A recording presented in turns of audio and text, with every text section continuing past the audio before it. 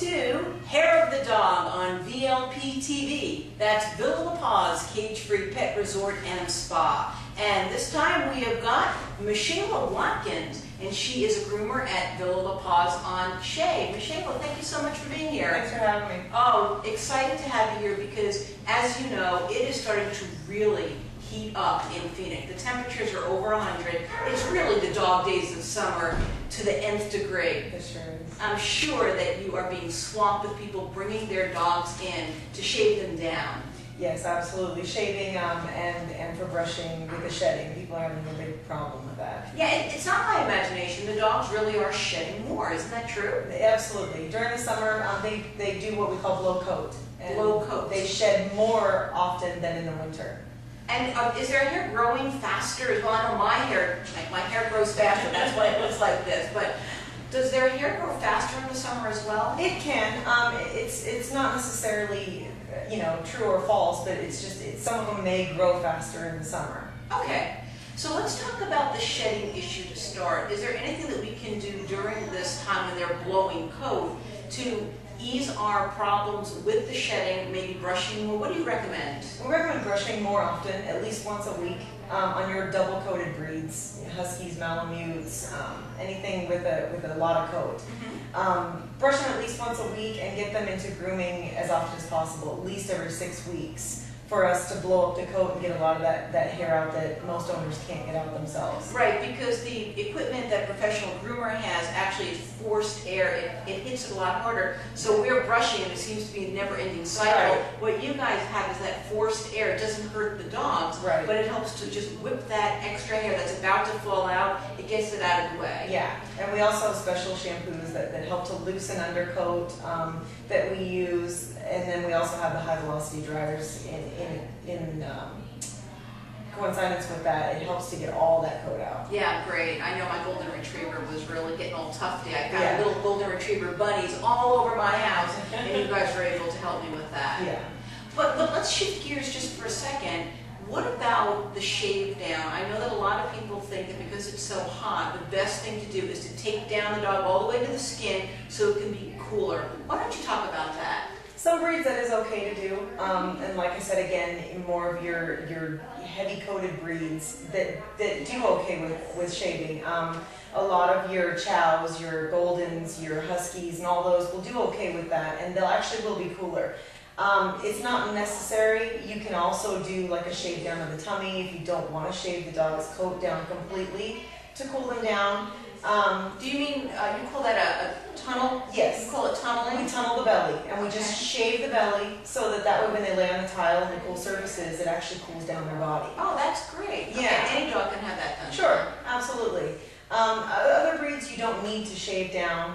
Like I said, again, your non-shedding breeds, you don't need to shave them. They'll be just fine in the heat. As long as they're not strictly outdoor dogs, which most dogs aren't in Arizona, they'll be completely fine. No dog should be strictly an outside dog, and I'm sure that everybody out there is shaking their heads agreeing with that. Absolutely. So, is it better not to shave those dogs? Yes. It's better not to shave them. Right. Why is that?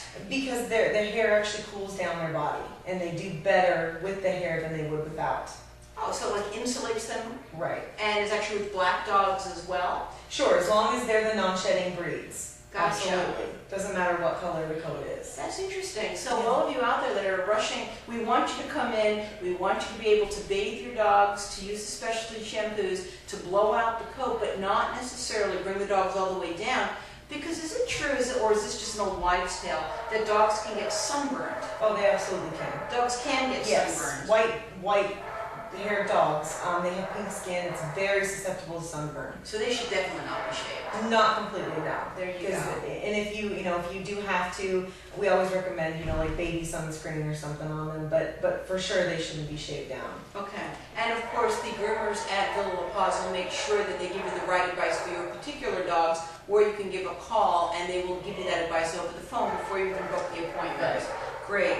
Let's shift gears one more time. My dog, especially Disney, hi Disney, Disney loves to go swimming. She is in the pool constantly. But I have to admit, after a while she starts to smell a little funky. Now I'm not quite sure if that's because my chemicals aren't good or she's having an issue. Why might she be smelling like that? It's very common with dogs that do swim. Most dogs swim with their collars on, and most owners don't take them off, and it gets mildew. They actually, if their coat is not able to dry out, they can get mildew and it causes skin irritations.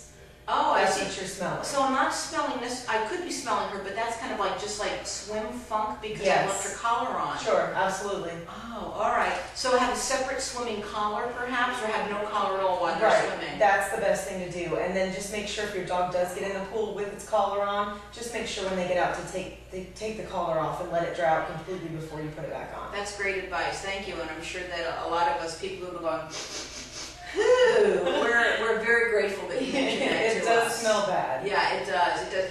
If my dog does smell like that, will a bath take care of it, or is there something else I need to do to treat it? You know, it's just a bath, but it'll take a couple baths for it to go away. And sometimes we do end up having to shave the area just to kind of get that hair off of there, and it almost turns like a rusty color, and you'll notice it, and it's due to skin irritations. Wow. Well, okay. Well, that's really good advice. Let me ask you about the brushing. Do you brush your dogs before they swim or after they swim?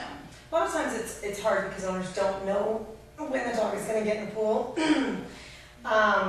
If you don't know when they're going to get in the pool, it's hard to brush them before they go in, but absolutely brush them afterwards and wait till they're dry and then brush them completely out.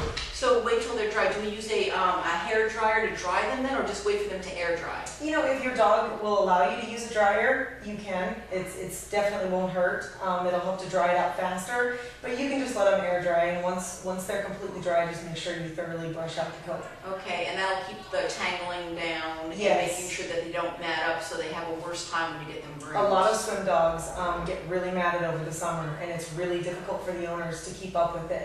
A lot of heavy swimmers, longer coated dogs, a lot of your golden doodles, they love to swim. We recommend you cut them short over the summer if they're going to be in the pool a lot. So like a puppy cut. Sure, just type of a a thing. shorter puppy cut, not shaved, just a shorter cut to help maintain it. Great. And one more question I have for you. What about a swimmer's ear? I've heard that it's very important that dogs don't get water in their ears. As a groomer, what can you recommend? The best thing you can do is if your dog is going to swim and you know they're going to swim is to try to cotton their ears when they go in the pool. You get the large cotton balls, stick the cotton ball right in their ear, and then the water won't get in their ears. Oh, it'll just like plug it up. Sure. And then take it out afterwards. Yep. Make So sure you take it out afterwards. Take it out. I imagine otherwise they'll get mildew in the ears, right? Right. Oh, those dogs with their mildew. Well, you've given us a lot of great information, ways to be able to keep our dogs looking good and feeling good from a grooming perspective in the summer. What may I not have asked that you'd like to make sure that our viewers are hearing? You know, just stay on top of it.